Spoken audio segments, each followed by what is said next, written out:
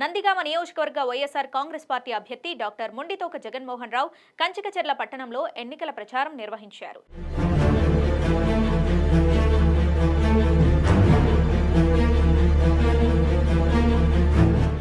గడప గడపకు తిరుగుతూ ప్రజలను ఫ్యాన్ గుర్తుకు ఓటు వేయాలని అభ్యర్థిస్తున్నారు. మొండితోక జగన్మోహన్ రావు మాట్లాడుతూ, గడప గడపకు ఎన్నికల ప్రచారంలో తిరుగుతుంటే ప్రజల నుంచి మంచి స్పందన వస్తుంది. రెండోసారి మరలా మా ప్రభుత్వం అధికారంలోకి రావాలని ప్రజలు కోరుకుంటున్నారు. జగన్మోహన్ రెడ్డి చేసిన సంక్షేమ పథకాలు, అభివృద్ధి ప్రజలందరూ బాగున్నాయని అంటున్నారు.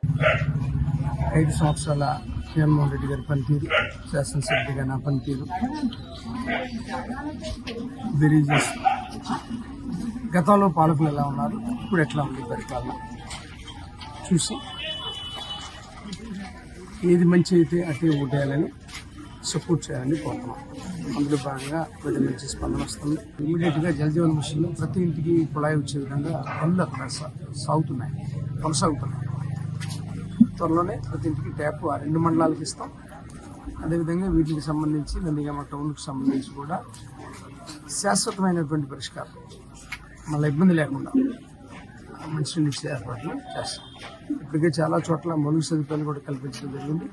ఈసారి వాటికి పెద్దపీట వేస్తాం. ఎందుకంటే ఇప్పటికే స్కూల్స్ బాగాయి, హాస్పిటల్స్ బాగాయి, అలాగే సచివాలయాలకు సంబంధించి, రైతు భరోసా కేంద్రాలకు సంబంధించి ఇవన్నీ కూడా అయిపోయినాయి. కాబట్టి ఇక నెక్స్ట్ మా దృష్టి అంతా కూడా వాటి మీద. నందిగామ నియోజకవర్గంలో మళ్లీ మేము గెలిచిన తర్వాత అందరికీ మంచినీటి సౌకర్యం, డ్రైనేజీ సమస్యకు పరిష్కారం కల్పిస్తామని మొండితోక జగన్మోహన్ రావు తెలిపారు.